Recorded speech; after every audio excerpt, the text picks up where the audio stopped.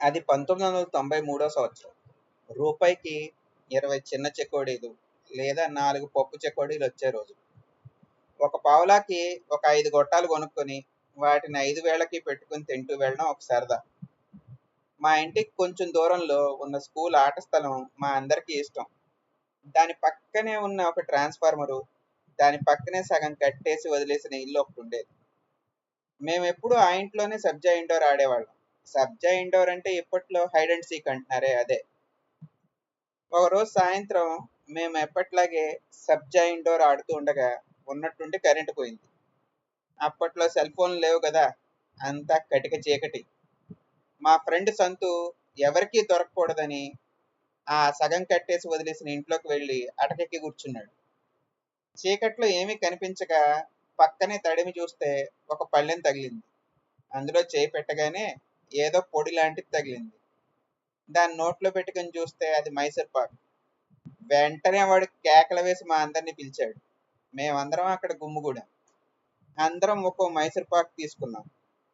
మళ్ళీ చీకట్లో ఇంకో పక్క వెతగ్గా ఇంకో పళ్ళెంలో కొన్ని రూపాయి నోట్లు కనిపించాయి. మా ఆనందానికి అవధులు లేవు. సంతూగడికి 2 రూపాయలు ఇచ్చి మిగతా వారంతా ఒక్కో రూపాయి తీసుకుని ఎదురుగా ఉన్న బడ్డీ కొట్టుకు వెళ్ళాం.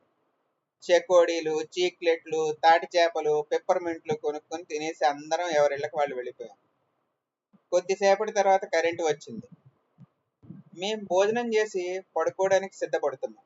సరిగ్గా అప్పుడే బడ్డీ కొట్టు పండు వచ్చి, ఏమండి, మీ అబ్బాయి మా కొట్లో 1 రూపాయి కొనుక్కున్నాడు, కానీ బొక్కలున్న నోటిచ్చాడు అని ఒక నోటు చూపించాడు.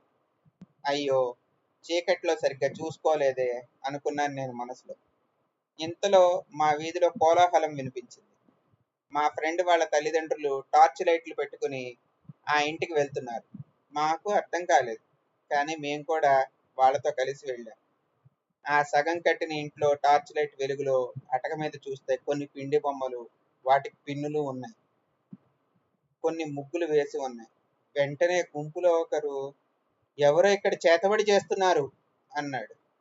అందరికీ వెన్నులో చలి పుట్టింది. మా ఫ్రెండ్ సంతు వాళ్ళమ్మ, ఏరా ఇక్కడేమైనా తిన్నావా అని అడిగింది.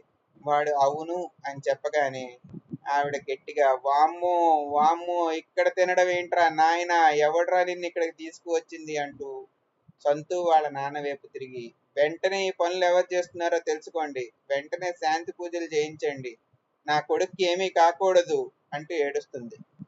కొద్దిసేపటికి అందరూ వెళ్ళిపోయారు. ఇవన్నీ ఇప్పుడు జ్ఞాపకాలు మాత్రమే, కానీ అప్పట్లో మాకు సాహసాలు, కొన్ని ఆనందాలు, కొన్ని భయాలు.